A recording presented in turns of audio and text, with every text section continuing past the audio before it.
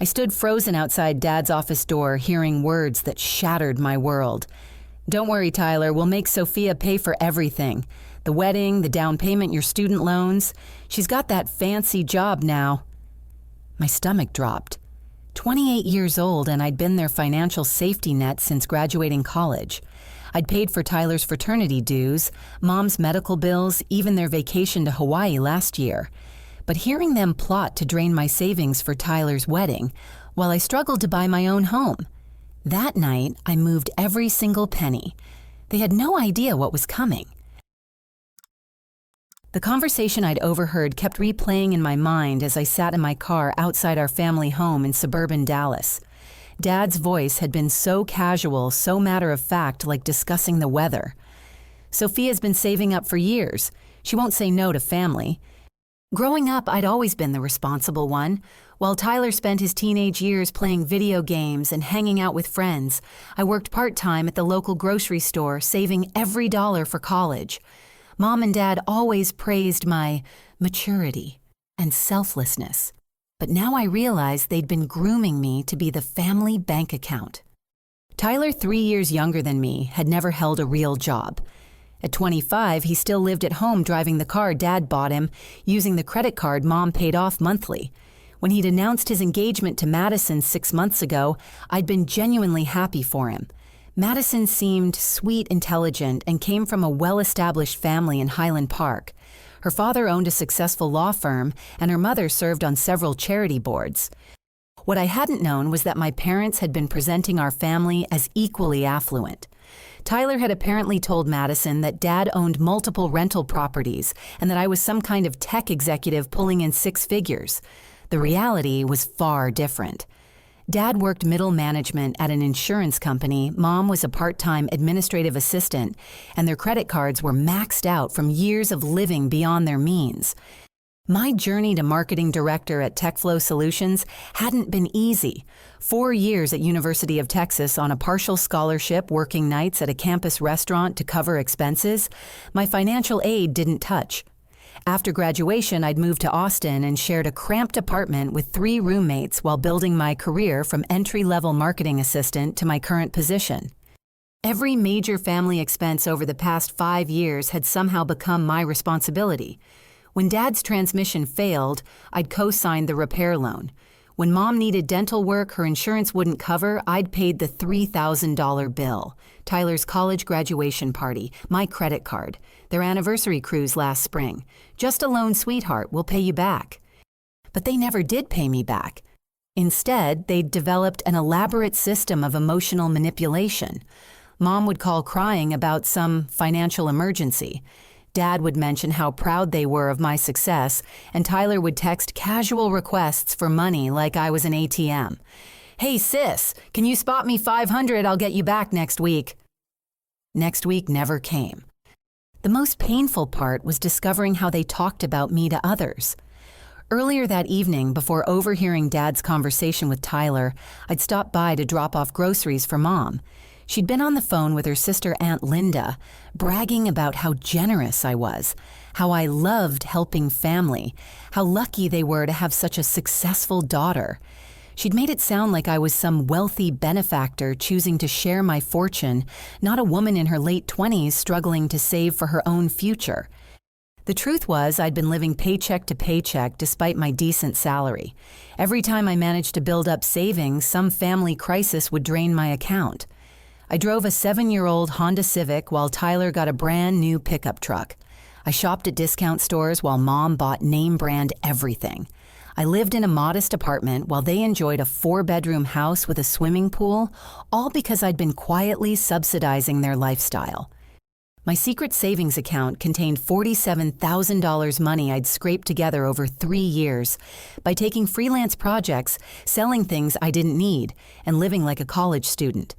This money represented my dream of buying a small house, something that was truly mine, a place where I could build a life independent of my family's constant financial demands.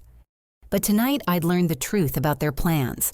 The conversation between Dad and Tyler had revealed a calculated strategy to drain every penny I'd saved. Tyler's wedding to Madison was projected to cost $120,000. Madison's parents were paying for the rehearsal dinner and honeymoon, but Tyler's family was responsible for the ceremony reception, flowers, photography, and his groomsmen expenses. Dad's three-step plan was simple and devastating. First, they'd guilt me into paying for the wedding by emphasizing how important Tyler's happiness was to the family. Second, they'd convince me to co-sign for Tyler's house down payment by claiming it was an investment in his future. Third, they'd pressure me to consolidate Tyler's student loans under my name to help his credit score before the wedding. The most chilling part was hearing Dad calculate my net worth like I was a business asset. She's got at least $50,000 saved up, probably more. The girl never spends money on herself. Plus, her credit score is perfect, so we can leverage that for the bigger expenses. Tyler had laughed, actually laughed, when Dad mentioned my frugal lifestyle. Yeah, Sophia's basically a nun when it comes to spending money. Remember when she bought that used couch instead of getting a new one? Madison would die if she saw how cheap my sister is. Cheap. That word hit me like a physical blow. I wasn't cheap. I was careful. I was responsible. I was planning for my future while everyone else lived in the moment. But to my own brother, my financial responsibility was a character flaw to mock and exploit. The breaking point came when I heard Dad say, "Don't worry about Sophia's feelings. She'll complain a little, but she always comes through for family. Besides, what's she going to do with all that money anyway? Buy another boring book or save it for retirement. At least this way it'll go towards something meaningful." Something meaningful. Tyler's wedding was meaningful, but my dreams weren't. My future wasn't. My financial security wasn't. I was just a resource to be tapped whenever the family needed funding for their priorities. As I sat in my car, hands trembling with anger and heartbreak, I made a decision that would change everything. I pulled out my phone and began researching 24-hour banking services. If my family wanted to treat me like an ATM, they were about to discover that this particular machine was going permanently out of service. The irony wasn't lost on me. For years, they'd praised my intelligence, my work ethic, my financial savvy.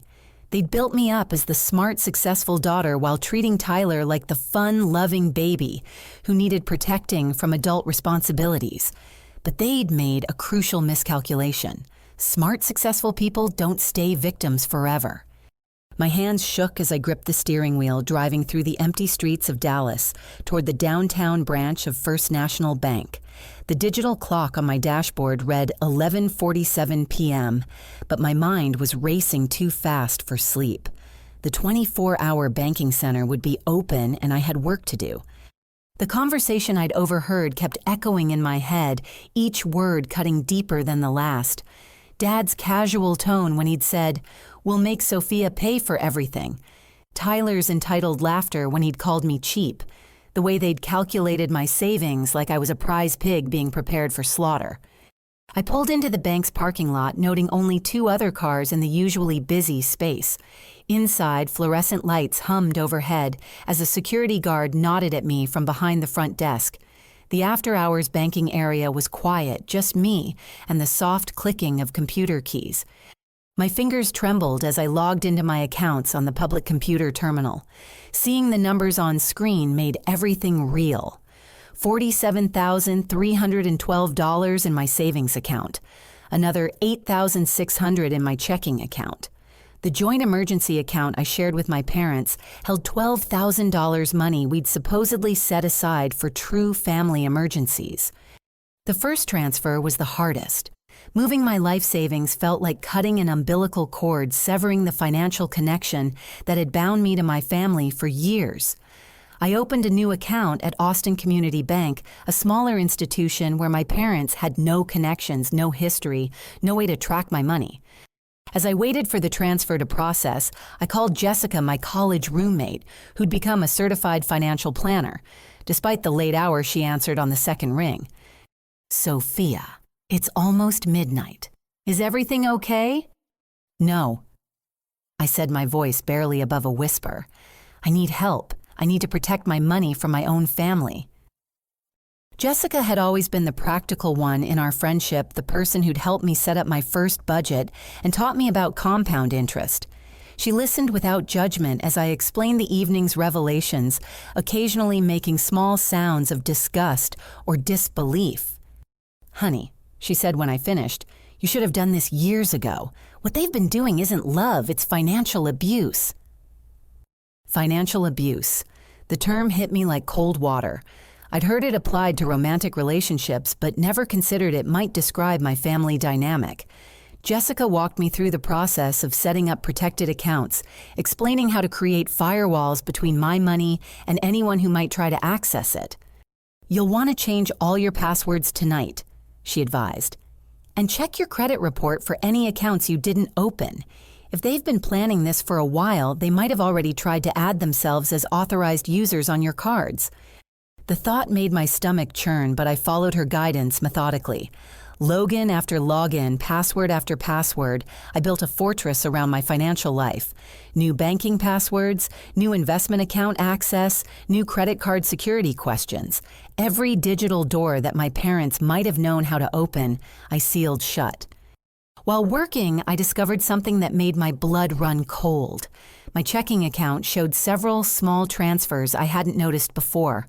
$5 here, $10 there, all going to an account I didn't recognize. When I traced the routing number, I found it belonged to Tyler. My brother had somehow gained access to my account and had been slowly siphoning money for months. The amounts were small enough to escape casual notice, but added up to nearly $400 over the past 6 months. I thought about all the times he'd texted asking for small loans, all the times I'd said no, because my account was running low. He'd been taking the money anyway. The betrayal cut deeper than Dad's scheming or Mom's manipulation. This was theft, plain and simple. My baby brother, the golden child I'd protected and supported for years, had been stealing from me while looking me in the eye and asking for more. I immediately reported the unauthorized transactions to my bank's fraud department, knowing it would trigger an investigation. The customer service representative was sympathetic and professional, explaining that family financial fraud was unfortunately common, but always taken seriously. "You'll need to file a police report if you want to press charges," she explained, "but we can freeze any accounts he has access to immediately." The joint emergency account posed a bigger problem. Technically, both my parents and I were authorized to withdraw funds, so moving the money wasn't illegal. But morally, I knew that $12,000 represented my contributions, over the years, not theirs. They'd never deposited a dime into that account. I made another decision that felt like stepping off a cliff.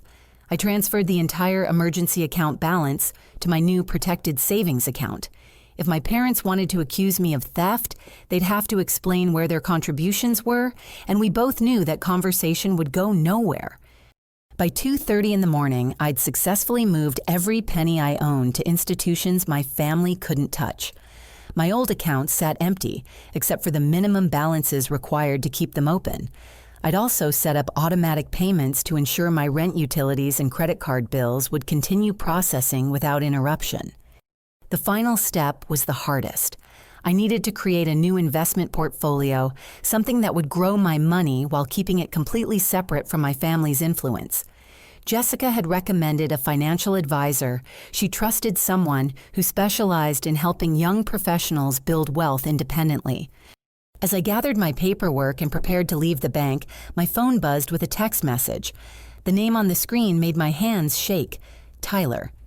"Hey sis, can you send $2,000 for the engagement party venue deposit? Mom said you'd cover it. Thanks." The casual entitlement in those words confirmed everything I'd overheard earlier. Tyler wasn't asking for help. He was informing me of an expense I'd apparently already agreed to pay. The exclamation point at the end felt like salt in an open wound, his cheerful assumption that I'd bankroll his happiness while sacrificing my own. I stared at the message for a long moment, thinking about all the times I'd responded with, "Of course," or "No problem," or "Anything for family." How many times had I enabled this dynamic reinforce their belief that my money was community property? Instead of responding, I deleted the message and blocked Tyler's number. Then I blocked my parents' numbers too. If they wanted to communicate with me, they could do it face to face. where I could see their expressions and hear the truth in their voices instead of their carefully crafted text manipulation. Walking back to my car, I felt simultaneously lighter and heavier than I'd ever felt before. Lighter because the financial weight I'd been carrying for years had finally been lifted. Heavier because I knew the next few days would bring confrontations that would change my family relationships forever. But as I drove home through the empty streets, watching the Dallas skyline fade in my rearview mirror, I felt something I hadn't experienced in years: hope. Hope that maybe, just maybe, I could build a life where my kindness wasn't exploited and my success wasn't resented. The sun was beginning to rise as I pulled into my apartment complex, painting the sky in shades of pink and gold. A new day was starting, and for the first time in years, it belonged entirely to me. 3 days of blissful silence ended when my mother's ringtone shattered the peaceful morning quiet in my apartment. I'd been enjoying coffee on my small balcony, reading a book I'd actually bought for myself, instead of sending the money home. The caller ID showed Mom, but I'd unblocked their numbers the night before, knowing this conversation was inevitable. Sophia Marie Thompson, you need to explain what happened to our emergency fund right now. Mom's voice was sharp with panic, higher pitched than usual. I went to transfer money for the grocery bill and the account is completely empty. I took a slow sip of my coffee, watching a cardinal land on the railing outside. Good morning to you too, Mom. Don't you dare take that tone with me, young lady. Your father and I have been calling you for 3 days. Do you have any idea how worried we've been? The hypocrisy was breathtaking. They'd been worried about their missing money, not their missing daughter. I've been busy with work. What seems to be the problem? The problem is that $12,000 has vanished from our family account, and you're the only one with access besides us. Did your bank make some kind of mistake? Her voice carried that familiar tone of maternal authority, the same one she'd used when I was 12, and she'd suspected me of breaking her favorite vase. The assumption of my guilt, the demand for immediate confession and correction. No mistake, Mom. I moved the money to my personal savings account. The silence that followed was deafening.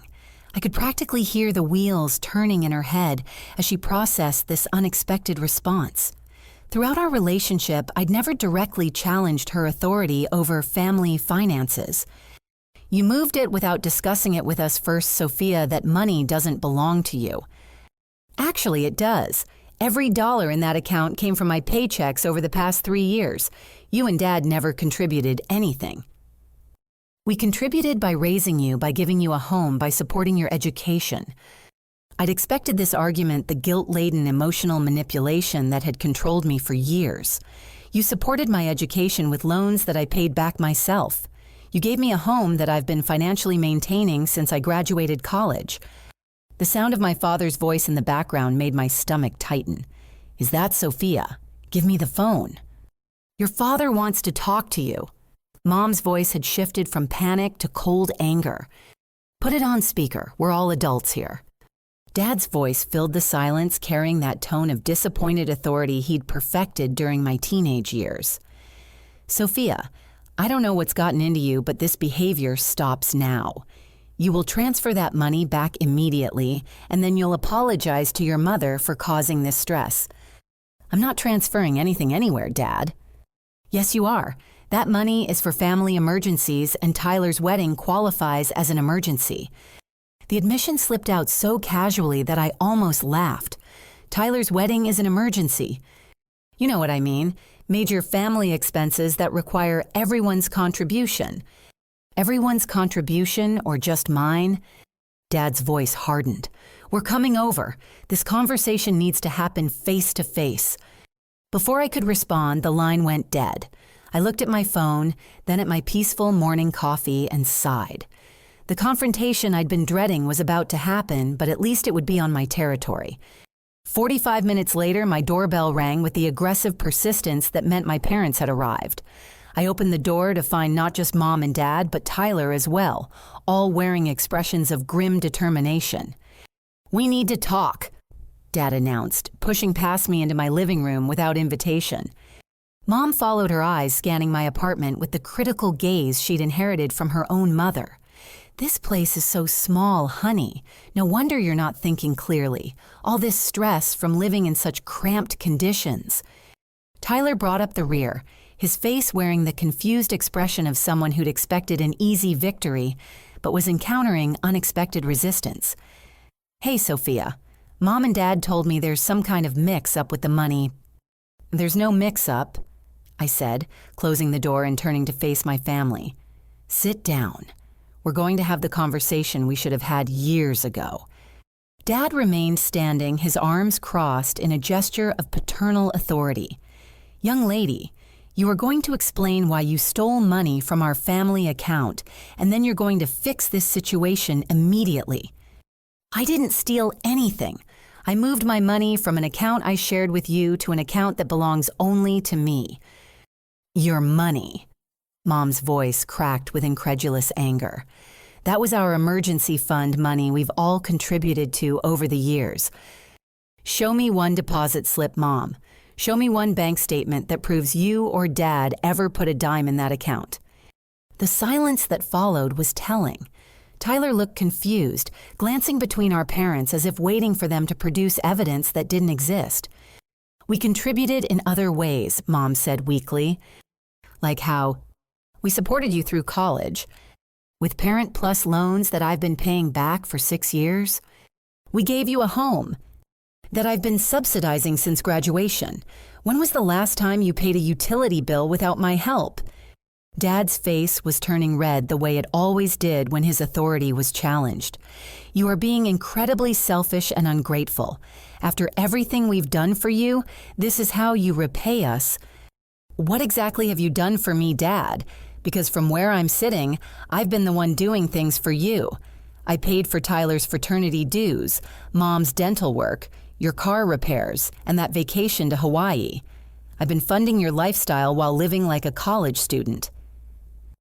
We're family." Mom's voice was rising to that pitch that usually signaled the beginning of her crying manipulation.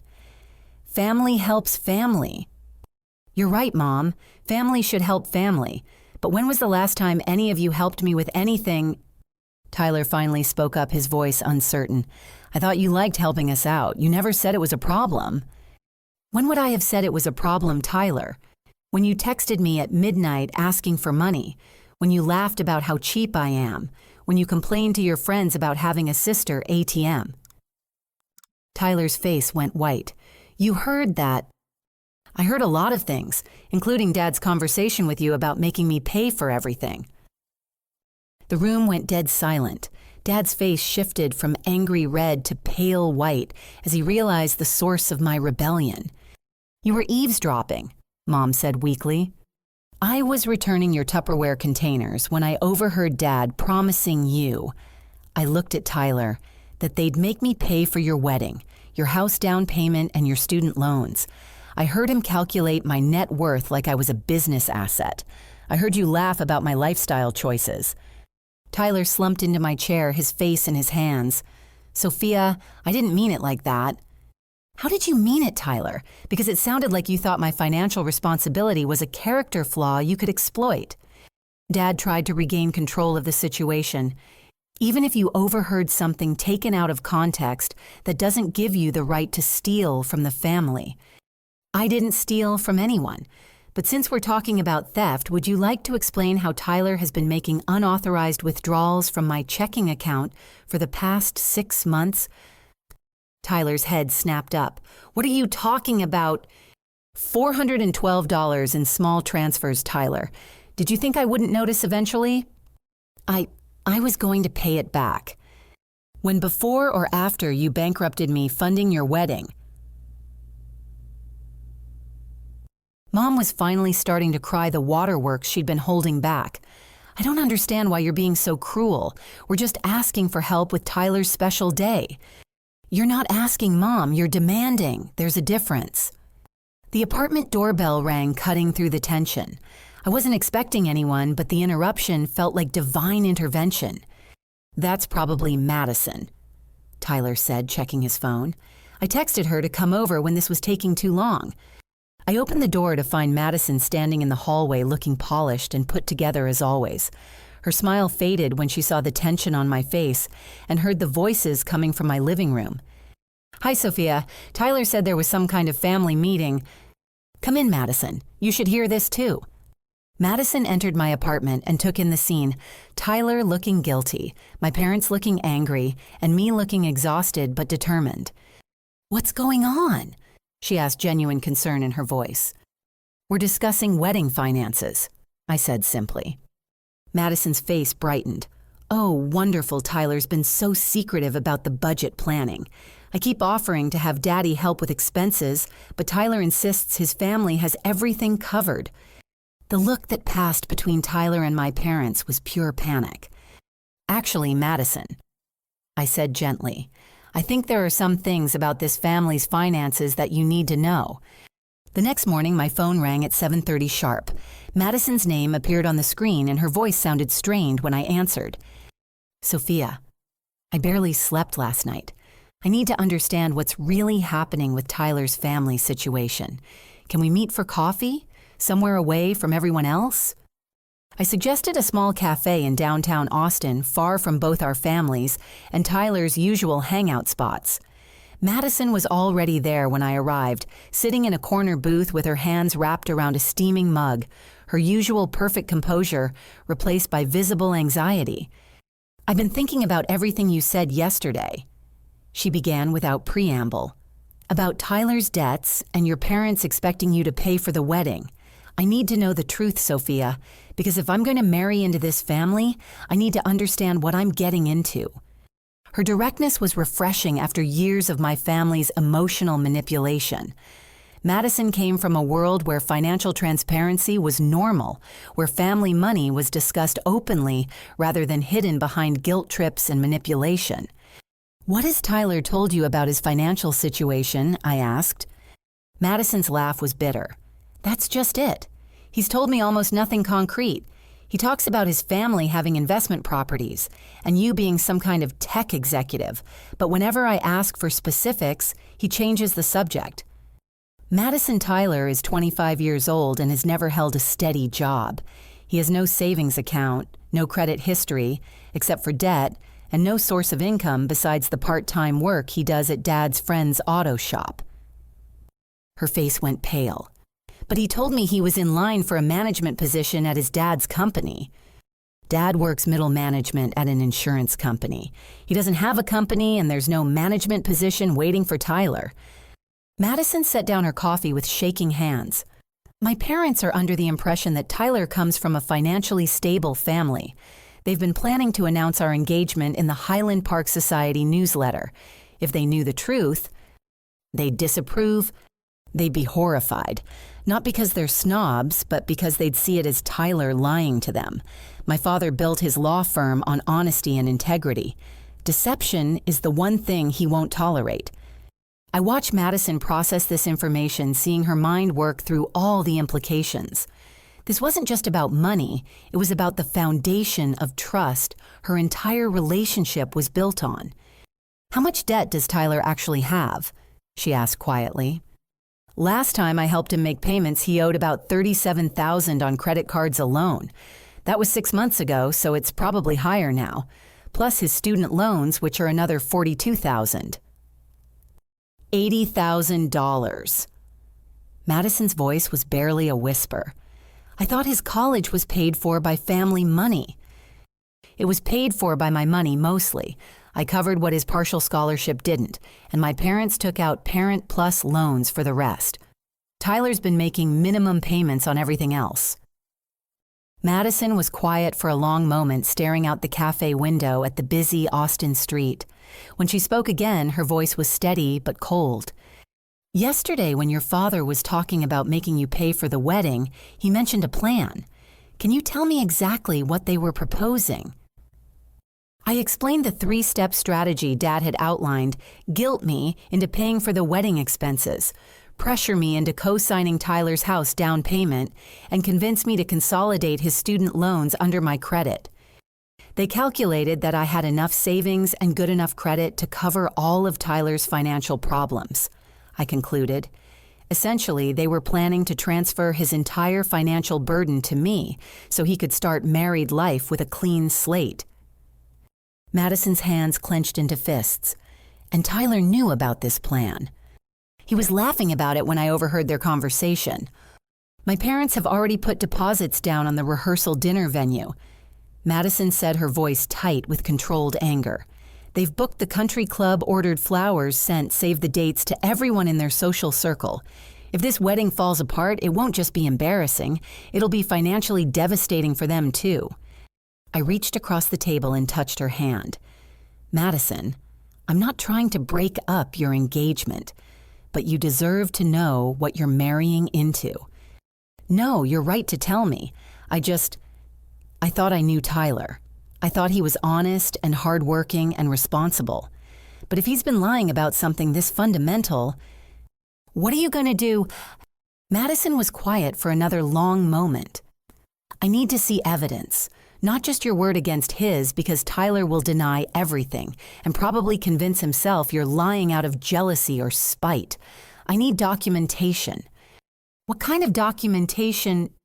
Bank statements, credit reports, loan documents. I need to see the actual numbers so he can't gaslight me into believing his version of reality. I pulled out my phone and started scrolling through my banking app. I have records of every payment I've made on Tyler's behalf over the past 5 years. Rent assistance, car payments, insurance, credit card minimums. It's all documented. Can you send those to me? Of course. But Madison, there's something else you need to know. I told her about the unauthorized transfers from my checking account, about Tyler slowly stealing money over the past 6 months while still asking me for loans. Madison's face went through several emotions: shock, disgust, and finally cold fury. He's been stealing from his own sister while planning to have her fund his wedding. Small amounts, but yes. That's not just financial irresponsibility, Sophia. That's criminal behavior. I know. I've already reported it to my bank. Madison stood up abruptly, her chair scraping against the cafe floor. I need to confront Tyler about this, but I want you there when I do it. Madison, I don't think that's a good idea. This is between you and him. No, it's not, because if he's been lying to me about his family's finances, he's probably lying about other things too. And I want witnesses when I ask him direct questions about the money he's stolen from you. There was something in Madison's voice that reminded me why her father had been so successful in court.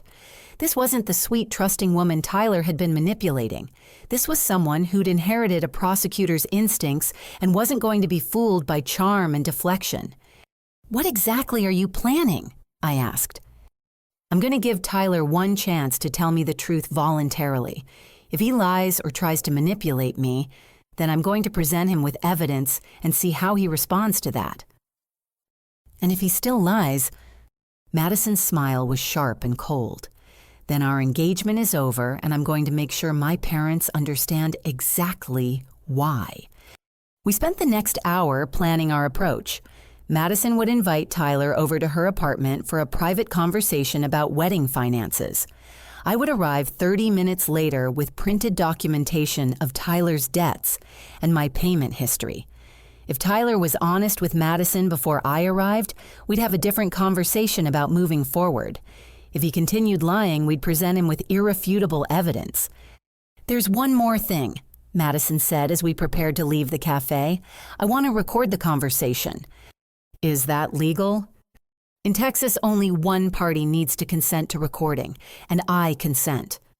Looking at Madison's determined expression, I felt both sorry for Tyler and proud of her. My brother had picked the wrong woman to manipulate. Madison wasn't just wealthy and beautiful, she was smart, principled, and wouldn't tolerate being lied to. As we parted ways in the cafe parking lot, Madison turned back to me.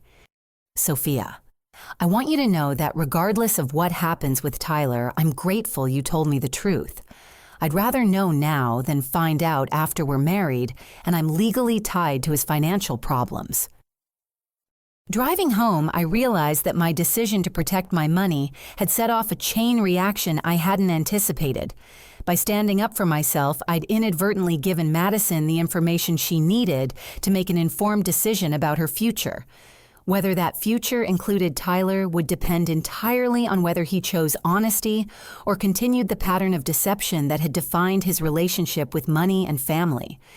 For the first time in days, I felt like I wasn't facing this alone. Madison was intelligent, resourceful, and had her own reasons for wanting the truth. Together, we might actually be able to break through Tyler's defenses and get to the reality behind all his lies. Madison's apartment in the trendy Clarksville neighborhood was everything Tyler had probably dreamed of.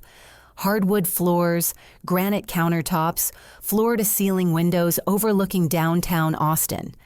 As I waited in the guest bedroom, I could hear Tyler's voice from the living room, animated and confident. "Babe, you worry too much about money stuff. My family's got everything handled. Sophia's just being dramatic because she's stressed about work." Madison had positioned her phone to record the conversation hidden behind a decorative plant on her bookshelf. Her voice was calm and measured when she responded. "I'd love to hear more about your family's financial planning for the wedding. Can you walk me through the budget?" "Sure, but why are you suddenly so interested in numbers? That's boring stuff. We should be talking about the fun parts like the honeymoon." "The honeymoon your parents are paying for?" "Well, your parents are covering that part. Remember, my family's handling the ceremony and reception." I could hear the slight tension creeping into Madison's voice. "Right. And how exactly is your family paying for a $120,000 wedding?" Tyler's laugh sounded forced. "Madison, you don't need to worry about that. We've got it covered." "With what money, Tyler?" The silence stretched long enough that I wondered if Tyler was trying to think of a convincing lie, or if he was finally realizing he was trapped. "My dad's got some investments coming through. Plus, Sophia's been saving up to help with family stuff like this." "Sophia's been saving up to help with your wedding?" "Yeah, she's always been really generous with family expenses. She loves being able to contribute to big celebrations." Madison's voice went dangerously quiet. "Tyler, I need you to be completely honest with me right now. What is your current financial situation?" "What do you mean?" "I mean, how much money do you have in your bank account?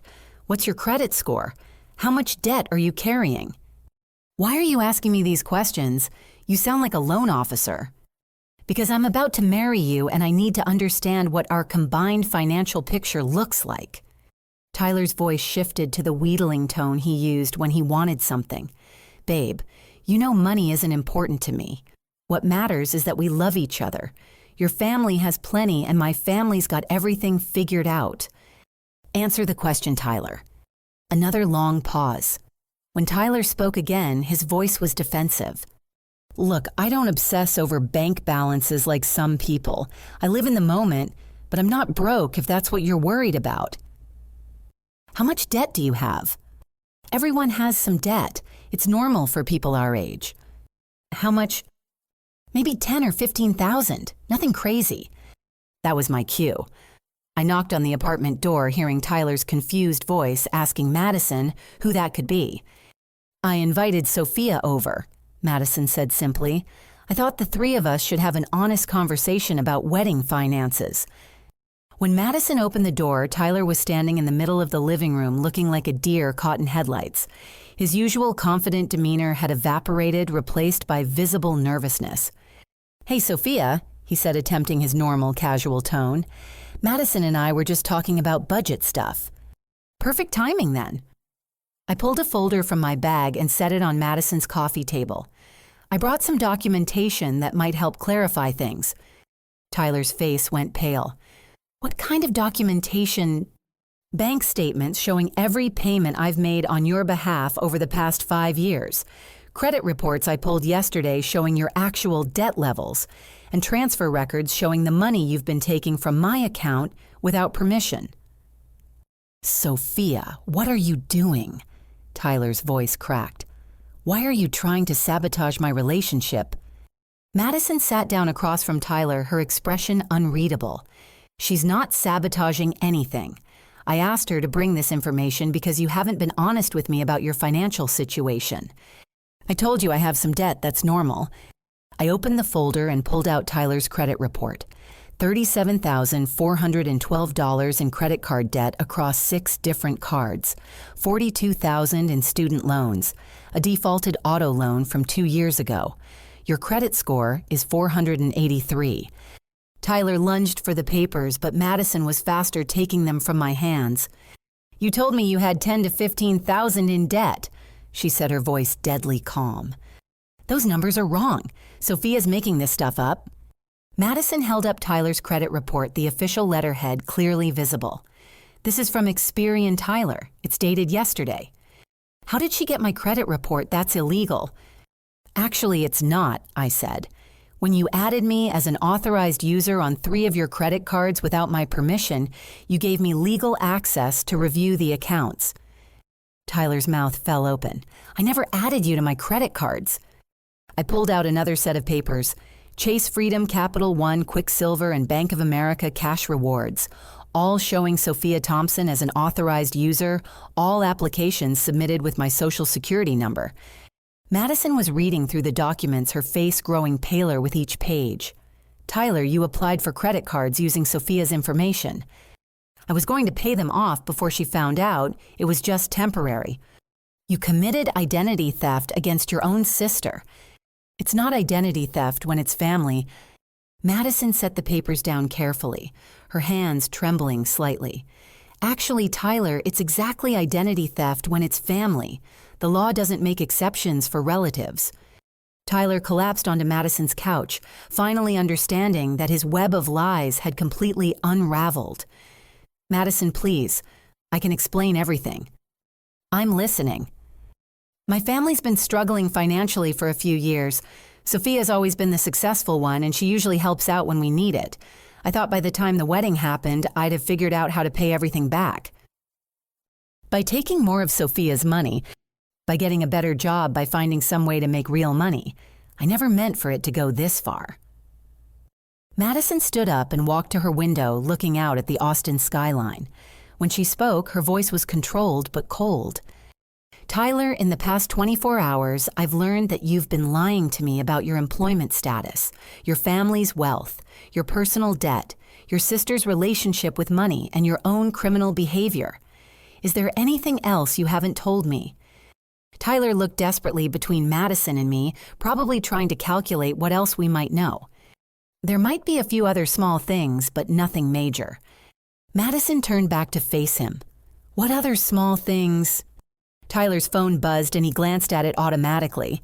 His face went white as he read whatever message had just come through.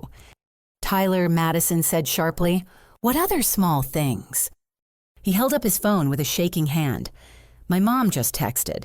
She said the wedding venue called asking about the deposit payment. Apparently the check I gave them bounced. Madison's composure finally cracked. You gave the wedding venue a check that bounced. I thought the money from the emergency account would cover it, but then Sophia moved everything. So you wrote a bad check for our wedding venue using money that didn't belong to you. The apartment door suddenly opened and Tyler's parents walked in without knocking. Mom was crying. Dad looked furious, and they both stopped short when they saw the papers scattered across Madison's coffee table. Tyler, we need to talk, Dad said, then noticed Madison and me. What's going on here? Madison's voice was ice cold. We're discussing Tyler's financial situation, all of it. Mom immediately went into damage control mode. Madison, sweetie, I think there's been a misunderstanding. Tyler might have gotten a little confused about some details, but nothing that can't be worked out. Mrs. Thompson. Madison said formally, your son has been lying to me about virtually every aspect of his financial life. He's stolen money from Sophia, committed identity theft, and just bounced a check to our wedding venue. Dad's face turned red. Now wait just a minute. Tyler might have made some mistakes, but calling it theft is going too far. I stood up, pulling out one more document from my folder. This is a police report I filed yesterday about the unauthorized transfers from my checking account. The bank's fraud department confirmed that Tyler accessed my account without permission and stole $412 over 6 months. Mom gasped. Sophia, how could you file a police report against your own brother? The same way he could steal from his own sister, I guess. Tyler finally looked up, tears streaming down his face. Madison, I know I messed up, but I love you. We can get through this.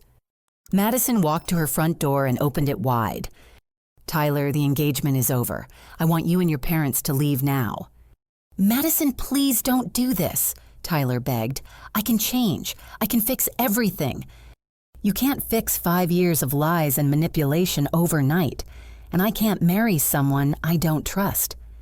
As Tyler and my parents filed out of Madison's apartment, Mom tried one last desperate appeal. Madison, honey, you're making a huge mistake. Tyler loves you more than anything. Madison's response was quiet but final. Love without honesty isn't love at all, Mrs. Thompson. It's just manipulation with better marketing. The silence in Madison's apartment after my family left was broken only by the sound of her quietly crying. Not the hysterical sobbing I'd expected, but the steady tears of someone who'd had her entire future rearranged in the span of an hour. I'm so sorry, I said, sitting down beside her on the couch. Don't be, she replied, wiping her eyes with a tissue. I'm not crying because I'm heartbroken. I'm crying because I'm relieved, and that makes me feel terrible about myself. Relieved?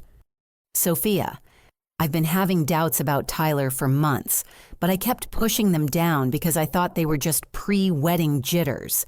Now I realize my instincts were trying to protect me from exactly this situation. My phone started ringing. Dad's name appeared on the screen, but I declined the call. It rang again immediately. You should probably answer, Madison said. They're not going to give up easily. On the third call, I finally picked up. Dad's voice was loud enough for Madison to hear even without speakerphone. Sophia, you have destroyed this family. Tyler is devastated, your mother is having a panic attack, and our reputation in the community is ruined. How is our reputation ruined, Dad? Do you have any idea what Madison's family is going to think when word gets out that Tyler's sister sabotaged his wedding? I didn't sabotage anything. I told Madison the truth about Tyler's finances. You had no right to interfere in his relationship. Madison leaned toward the phone. Mr. Thompson, this is Madison. Sophia didn't interfere with anything. I asked her for information because Tyler was lying to me. Dad's voice softened immediately. Madison, sweetheart, I'm sure this all seems overwhelming, but families work through problems together. Tyler made some mistakes, but he's learning and growing. Mr. Thompson Tyler committed identity theft against his own sister. That's not a mistake. It's a felony. Now let's not get dramatic. It was just a family misunderstanding. Madison's voice turned sharp. Sir, I'm a law school graduate. I know the difference between a misunderstanding and criminal behavior. The line went quiet for a moment, then Dad's tone changed completely. Fine. If you want to throw away a relationship with a good man over some money problems, that's your choice. But don't expect this family to welcome you back when you realize what you've given up. Madison laughed a sound with no humor in it. Mr. Thompson, I think you've misunderstood something fundamental here. I didn't give up anything valuable. I avoided a very expensive mistake. After Dad hung up, Madison and I sat in silence for a while. Finally, she spoke. I need to call my parents and explain what happened before they hear it from someone else. Do you want me to leave? Actually, would you mind staying? I might need a witness to corroborate some of the details. Madison's call to her parents was nothing like the emotional manipulation I was used to from my family. She laid out the facts clearly and calmly, explaining Tyler's debt situation, the lies he'd told, and the criminal behavior she'd discovered. Her father's voice was calm but concerned when Madison put the call on speaker. Madison, I'm proud of you for asking the hard questions before the wedding. Are you okay emotionally? I'm disappointed but not devastated. I think part of me knew something wasn't right. Do you need us to come to Austin? Not right now, Daddy, but I do need to figure out how to handle the deposits we've already paid for the rehearsal dinner. Don't worry about the money, sweetheart. I'm more concerned about your well-being. Madison's mother's voice joined the conversation. Madison, is Sophia there with you? Yes, ma'am. Sophia, I want to thank you for telling Madison the truth. It took courage to risk your family relationships to protect someone you barely knew. I couldn't let Madison walk into marriage without knowing what she was getting into, I replied. That's the mark of good character, Madison's father said. Madison, you're welcome to come home for a while if you need space to process this. After Madison ended the call with her parents, my phone rang again. This time it was Tyler calling from Mom's phone. Sophia, please, I know I messed up, but you're ruining my entire life. Madison was the best thing that ever happened to me. Tyler, you ruined your own life by lying and stealing. I can pay you back everything I took. Just please call Madison and tell her it was all a misunderstanding. It wasn't a misunderstanding. You stole from me and lied to your fiancé. Sophia, I'm begging you, please don't let our family fall apart over money.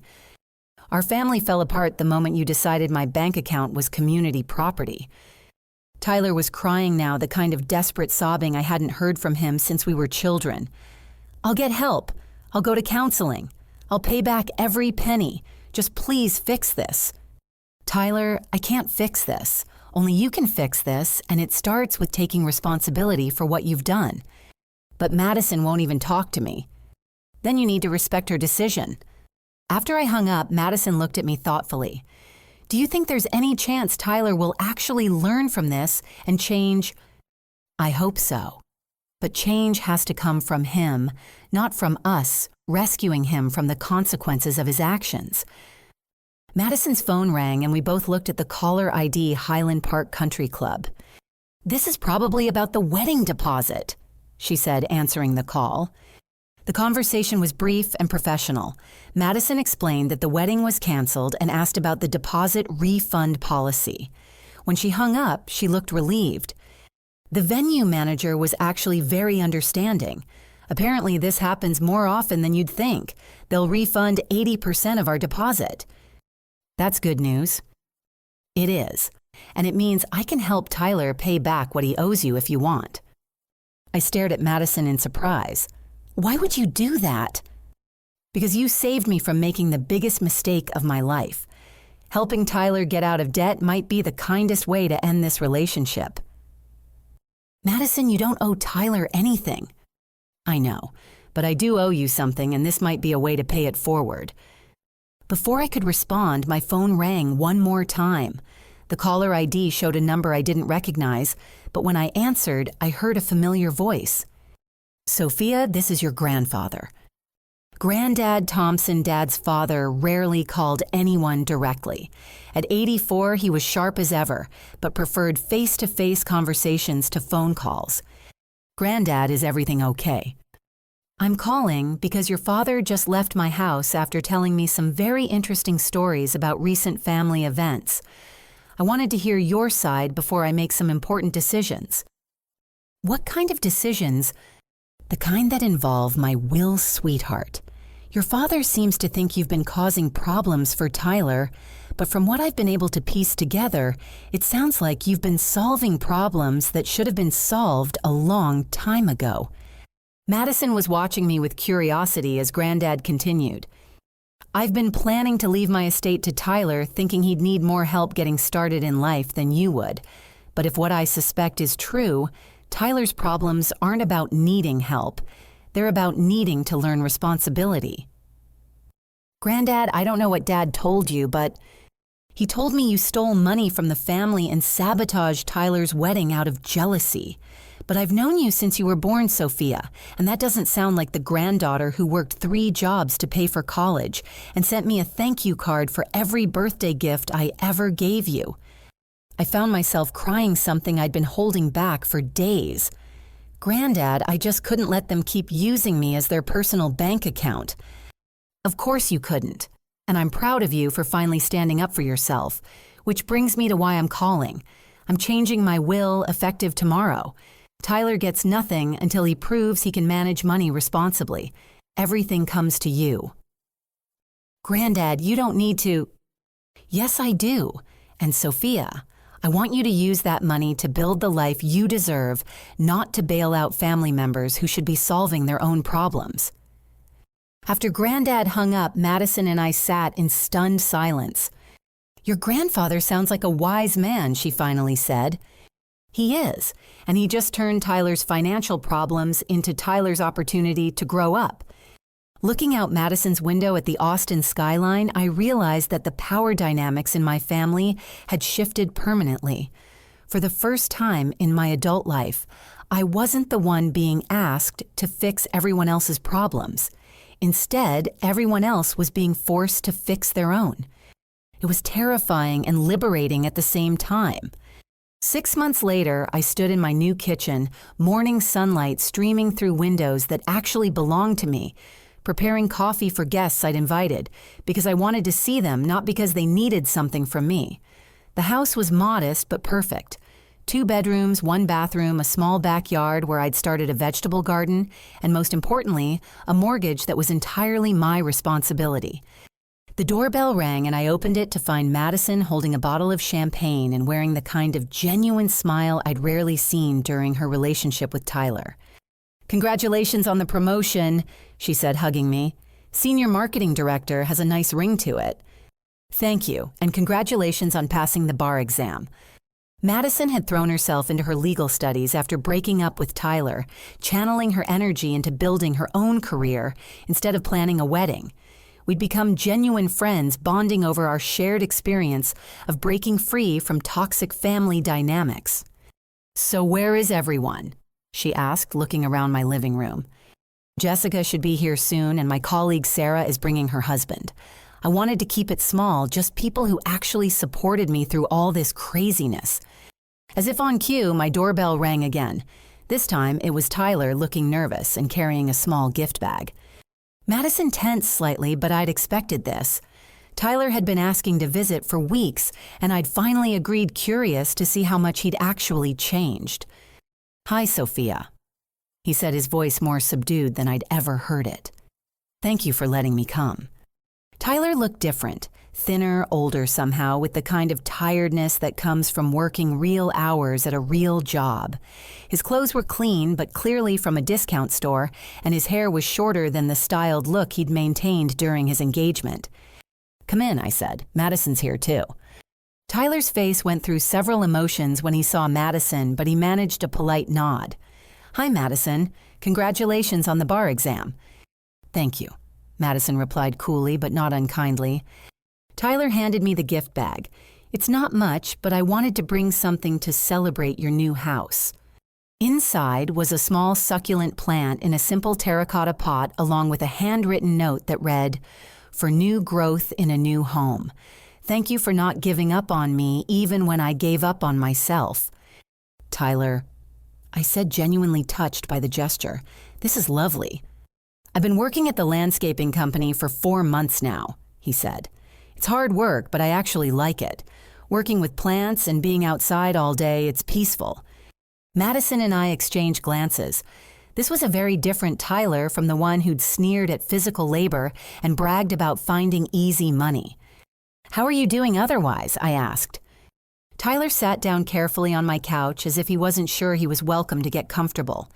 "It's been the hardest 6 months of my life, but also the most honest.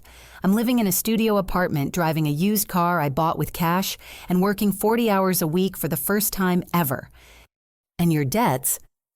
I'm making payments on everything. It'll take me 3 years to pay off the credit cards, but I haven't missed a payment yet. And Sophia," he looked directly at me, "I've paid back $200 of what I stole from you. It's not much, but it's a start." I hadn't expected repayment and had honestly forgotten about the money. Hearing Tyler take responsibility without being asked was more valuable than any amount he could return. "What about Mom and Dad?" I asked. Tyler's expression darkened. "They're still angry at you, and they're still not taking responsibility for their part in any of this. Dad keeps saying you'll come around eventually, and Mom keeps talking about family loyalty like it's a one-way street." "Are you still living at home?" "No. That was part of the problem. As long as I was living there, it was too easy to fall back into old patterns. They'd pay for things I should have been paying for myself, and I'd let them because it was easier than being an adult." Madison spoke for the first time since Tyler had sat down. "That must have been difficult leaving home." "It was terrifying," Tyler admitted, "but necessary. Living on my own, having to budget for groceries and utilities and rent it, made me understand how much work Sophia was doing to support all of us. The doorbell rang again, saving us from the emotional heaviness of the conversation. Jessica arrived with Sarah and her husband Mike, and the mood lightened as introductions were made and champagne was opened. During dinner, Tyler was quiet but pleasant, asking thoughtful questions about everyone's work and interests. He helped clear dishes without being asked and complimented my cooking genuinely. Most surprisingly, he didn't ask me for money advice or any kind of favor.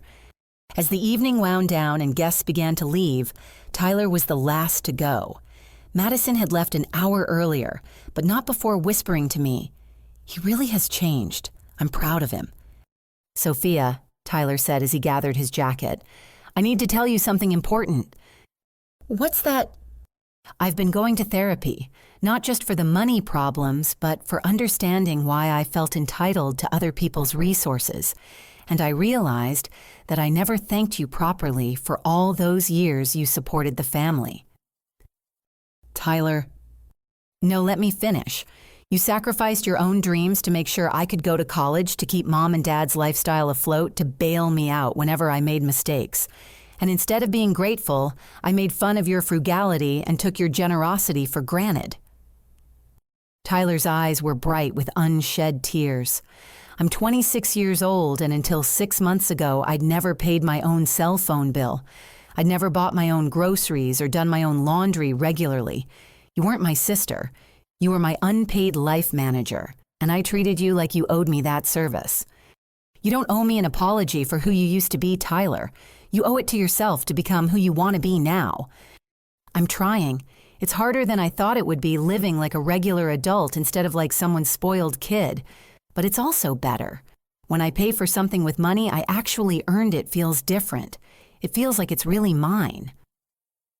Tyler paused at my front door, looking around at my modest but comfortable home. "I'm proud of you for buying this place, and I'm proud of you for cutting us off when you needed to. It was the best thing you could have done for all of us, even if it didn't feel like it at the time." After Tyler left, I sat in my quiet living room processing the evening. 6 months ago, I'd been trapped in a pattern of financial codependency that was slowly draining my savings and my soul. Tonight, I'd hosted a dinner party in my own home, surrounded by people who valued me for who I was, rather than what I could provide. My phone buzzed with a text from Madison. "Thank you for inviting me tonight. Seeing Tyler take responsibility like that gives me hope for his future. And seeing you in your own space, living your own life, reminds me why I'm so glad we both chose honesty over easy lies." The next text was from Tyler. "Thank you for tonight. Your house is beautiful and you deserve every bit of happiness you've built for yourself. I hope someday I can build something half as good." As I got ready for bed in my own house, in my own bedroom paid for with my own money, I reflected on the lessons of the past 6 months. Setting boundaries hadn't destroyed my family. It had forced everyone to confront their own issues instead of using me as a shield against adult responsibilities. Mom and Dad were still struggling with the concept that their adult children weren't obligated to fund their lifestyle. But Tyler was learning that self-sufficiency was more satisfying than dependence, and Madison had escaped a marriage that would have been built on financial deception. Most importantly, I'd learned that loving someone doesn't mean enabling their worst impulses. Sometimes the greatest act of love is refusing to participate in someone else's dysfunction, even when they call you selfish for protecting your own well-being. My phone rang one last time that evening. Granddad's name appeared on the screen. "Sophia, I hope I'm not calling too late." "Not at all, Granddad. How are you?" "I'm well, sweetheart. I wanted to let you know that Tyler stopped by yesterday afternoon." "Oh, how did that go?" "He came to thank me for changing my will, said he understood why I did it, and that he hoped someday he'd prove worthy of the faith I used to have in him." "That's good to hear." "It is. But more importantly, he wanted to know about setting up his own retirement account with the money he's earning at his new job. Said he wanted to learn how to build wealth instead of just spending other people's." I smiled, picturing Tyler asking earnest questions about compound interest and investment strategies. He really is changing. He is. And so is your father, slowly. He called me last week asking for advice about downsizing their house. Apparently, without your financial support, they can't afford the mortgage on their current place. How do you feel about that? Proud. They're finally living within their means instead of beyond them. It's a lesson that should have been learned decades ago. After saying goodnight to Granddad, I walked through my small house one more time, turning off lights and checking locks. In 6 months, I'd gone from being my family's financial safety net to being an independent woman with her own home, her own savings account, and her own future. But the most important change wasn't financial. It was emotional. I'd learned that I could be generous without being a doormat supportive, without being exploited and loving, without sacrificing my own dreams on the altar of someone else's poor choices. As I sat in my backyard garden the next morning drinking coffee and watching the sun rise over Austin, I thought about the question I wanted to pose to anyone who might find themselves in a similar situation. Have you ever found yourself trapped in a cycle where your kindness was taken for granted, where your success made you a target for other people's financial problems? How do you know when helping family crosses the line into enabling destructive behavior? And most importantly, have you learned that setting boundaries isn't selfish? It's necessary for everyone's growth. If this story resonated with you, please hit the like button and subscribe for more stories about finding strength in difficult family situations. Share this video with anyone who might need to hear that they're not responsible for solving other people's financial problems, and leave a comment below telling me about a time when setting boundaries actually improved your relationships instead of damaging them. Thank you for listening to my story, and remember, you deserve a life where your generosity is appreciated, not exploited. Sometimes the greatest gift you can give someone is the opportunity to solve their own problems and discover their own strength.